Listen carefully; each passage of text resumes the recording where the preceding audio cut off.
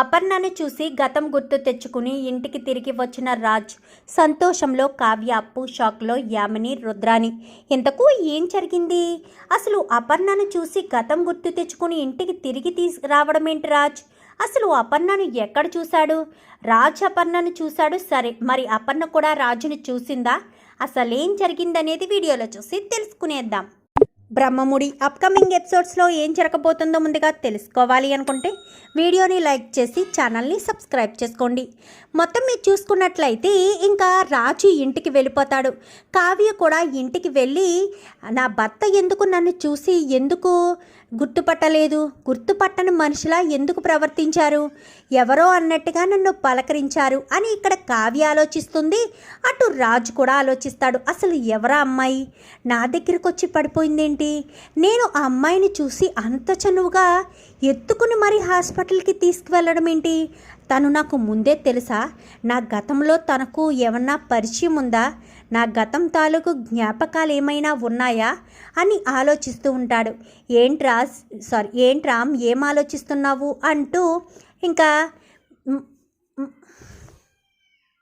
యామిని తల్లి కాస్త అడిగేసరికి ఏమీ లేదా ఆంటీ అని చెప్పాను. కానీ ఏంట్రా బావా ఏం ఆలోచిస్తున్నావు అనగానే ఏమీ లేదు యామిని అని చెప్పనేసరికి అదే ఎవరో అమ్మాయి పడిపోయింది అని చెప్పాను కదా, హాస్పిటల్కి తీసుకువెళ్ళాను కదా, ఆ హాస్పిటల్కి తీసుకువెళ్ళిన అమ్మాయికి నాకు ఏదైనా పరిచయం ఉందేమోనని ఆలోచిస్తున్నాను అనగానే ఎవరో రోడ్డును పోయే అమ్మాయి కళ్ళు తిరిగి పడిపోయింది, నువ్వు సహాయం చేశావు, ఆ మాత్రం దానికి తనకు నీకు పరిచయం ఉందని ఎలా అనుకుంటావు బావా? తనకు నీకు ఎలాంటి పరిచయం ఉండుండదు, నువ్వేదో భ్రమ పడుతున్నావు అని చెప్పనేసరికి అంతేనంటావా అని చెప్పాను. కానీ మోమాటికి అంతే అవుతుంది బావా, నీకు తనకు ఏం పరిచయం ఉంటుంది చెప్పు అంటూ మాట్లాడేసరికి నిజంగానే పరిచయం లేదేమో అని ఆలోచిస్తూ ఉంటారు. ఇంకా మరుసటి రోజు ఉదయాన్నే దిన కార్యక్రమం చేయాలని చెప్పారు కదా, కావ్య వచ్చి దిన కార్యక్రమంది మొత్తం కూడా చల్లా చెదురు చేసి పడేస్తుంది. నా భర్త బ్రతికే ఉన్నారు, అది మీకు చెప్తుంటే అర్థం కావట్లేదా? కన్న తండ్రి కన్న తల్లి అయినా సరే నా భర్తకు తర్పణం వదలడానికి నేను ఒప్పుకోను అంటూ ఖరాఖండిగా చెప్పేస్తుంది. అమ్మ ఎందుకు చెప్తుందో ఏంటో అర్థం కావట్లేదు, ఇలాంటి సమయంలో చేయకుండా ఉండడమే మంచిది.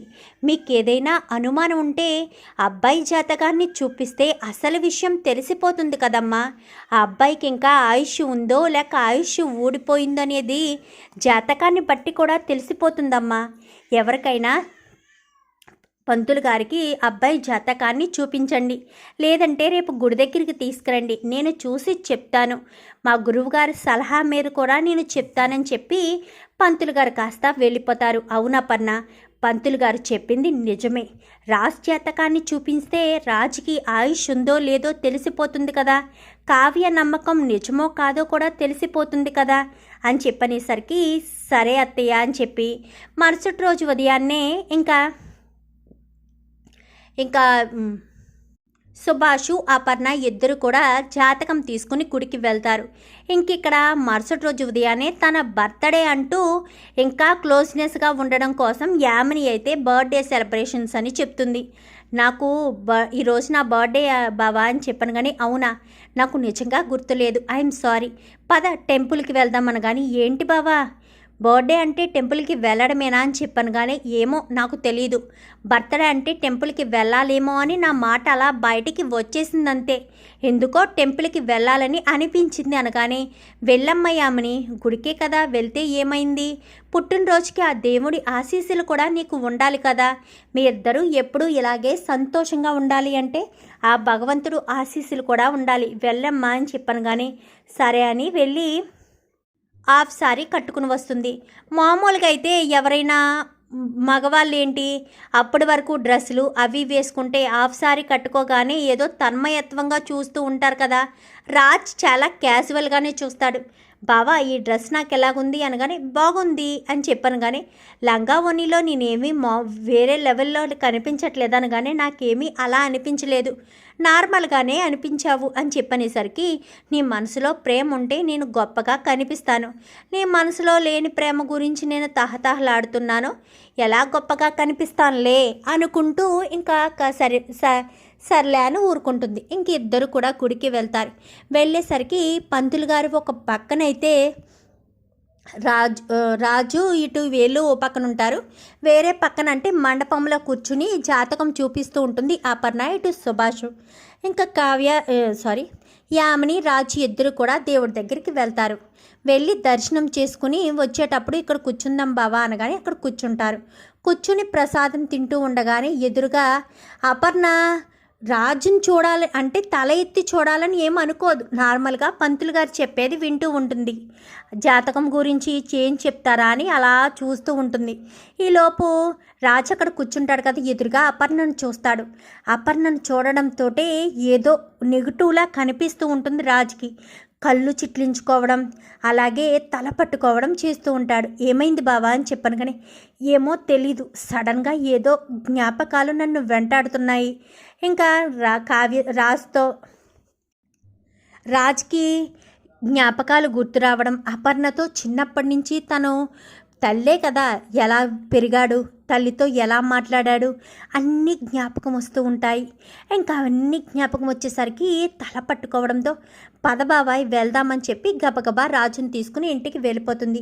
ఇంటికి వెళ్ళడంతో రాజు గదిలోకి వెళ్ళి పడుకునిపోతాడు. పడుకుని పోయేసరికి కలలో గుర్తొస్తాయి. తన తల్లితో మాట్లాడినట్టు, తన తండ్రి తనను లాలించినట్టు, ఇద్దరూ కూడా సంతోషంగా ఆడుకున్నట్టు, ఇల్లంతా పరుగులు పెట్టినట్టు అంతా జ్ఞాపకం వస్తుంది. జ్ఞాపకం వచ్చి సడన్గా ఒక్కసారిగా కళ్ళు తెరిచి అమ్మా అంటూ గట్టిగా కేక వేస్తాడు. ఇంకా యామిని కాస్త వస్తుంది. వచ్చేసరికి ఇదేంటి నేను యామిని వాళ్ళ ఇంట్లో ఉన్నాను అనుకుంటూ ఉంటాడు రాజు. ఎందుకంటే రాజుకి గతం గుర్తొచ్చేస్తుంది. ఏం జరిగింది బావా అని చెప్పాను కానీ భావన నన్ను యామిని ఎందుకు బావాని పిలుస్తుంది అంటే నేనేమన్నా గతం మర్చిపోతే యామిని తన మరదలన్నట్టు క్రియేట్ చేసిందా ఏంటి? రాజ్ కొంచెం తెలివైన వాడు కదా, సైలెంట్గా ఉంటాడు. ఏమీ లేదు అని చెప్పాను కానీ ఇంకా వెంటనే పక్కన ఉన్న ఆల్బమ్ అంతా చూసేసరికి ఓహో అంటే నేను గతాన్ని మర్చిపోయాను కాబట్టి నాకు ఇలా తన జ్ఞాపకాలన్నీ ఇలా గుర్తు చేసి తనకి నాకు ఎంగేజ్మెంట్ అయినట్టు క్రియేట్ చేసిందా, తను నా మరదలంటూ క్రియేట్ చేసిందా, అక్కడ అమ్మ వాళ్ళ పరిస్థితి ఎలా ఉందో అనుకుంటూ ఉంటాడు. ఈలోపు ఇక్కడ రాజ్ జాతకం చూపించారు కదా, అమ్మ ఈ జాతకస్తుడు పూర్ణ ఆయుష్యుడై ఉన్నాడు, ఈ జాతకస్తుడు చనిపోలేదు బ్రతికే ఉన్నాడు అని చెప్పనేసరికి ఏం మాట్లాడుతున్నారు పంతులు గారు అనగానే జాతకం చెప్పిందే నమ్ముతున్నాను, గ్రహాలు చెప్పిందే నేను చెప్తున్నాను. ఈ జాతకం గల వ్యక్తి చనిపోలేదు, పూర్ణ ఆయుష్తో బ్రతికే ఉన్నాడు, వీలైనంత తొందరలోనే మీకు చేరువవుతాడు అని చెప్పనేసరికి ఒక్కసారిగా అపర్ణ ఆనందానికి సంతోషం ఇంకా ఎంతగానో సంతోషపడిపోతూ చాలా హ్యాపీగా కావ్య చెప్పింది నిజమేనండి, రాజు బ్రతికే ఉన్నాడు, కావ్య మాటలు మనం వినలేదు, కావ్య నిజమే చెప్పింది అనగానే అంటే పంతులు గారు చెప్పింది నిజమై ఉంటుందా అపర్ణ అని చెప్పాను కానీ అదేంటండి అలా మాట్లాడుతున్నారు, పంతులు గారు వాళ్ళకి అబద్ధం ఎందుకు చెప్తారు, అయినా వాళ్ళకి అబద్ధం చెప్పవలసిన అవసరం ఏముంది, నిజంగానే రాజు బ్రతికే ఉండొచ్చు కదా, మనమే భ్రమపడుంటాం కదా, ఏమో చైను ఆ షర్టు దొరికాయని మనం అలా అనుకున్నాం, నిజానికి చచ్చిపోలేదేమో బ్రతికే ఉన్నాడేమో, అది మనకు మంచిదే కదండి అని చెప్పి ఇంకా ఇంటికి వస్తారు.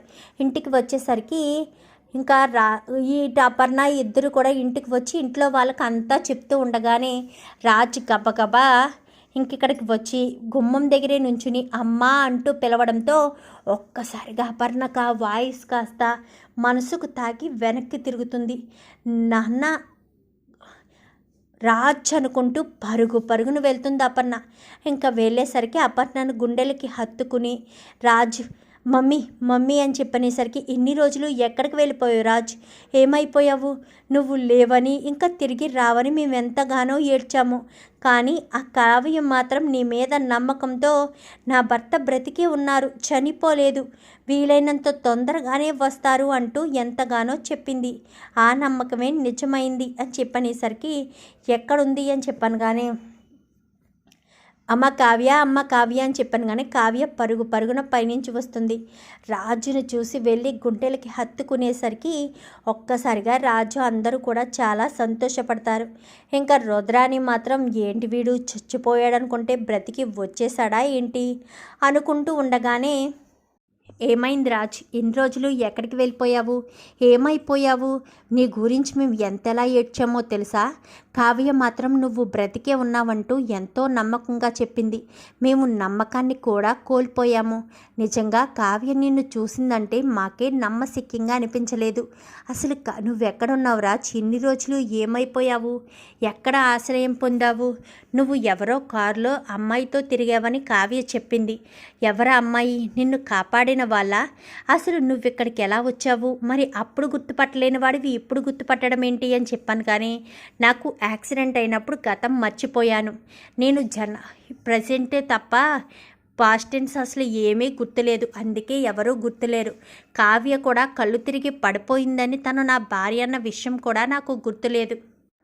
అదంతా పెద్ద కదమ్మా. నేను అలా పడిపోయిన తర్వాత ఎవరో నన్ను తీసుకెళ్ళి ట్రీట్మెంట్ ఇప్పించారు. సడన్గా నిన్ను గుడి దగ్గర చూసి నాకు గతం గుర్తొచ్చిందనగానే, నన్ను గుడి దగ్గర చూసావా నాన్న అని చెప్పాను. కానీ చూశానమ్మా, నువ్వు పంతులు గారితో మాట్లాడుతూ ఉండడం నేను చూశాను. నిన్ను చూడడంతో నా ముందు అంతా కూడా నా బాల్యం కనిపించింది.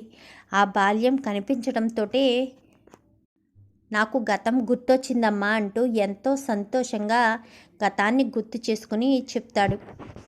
సరే అత్తయ్య, ఎప్పుడు తిన్నారో ఏంటో, ఆయన అయితే తిరిగి వచ్చేసారు కదా, ఇంకా మనకు అది చాలు.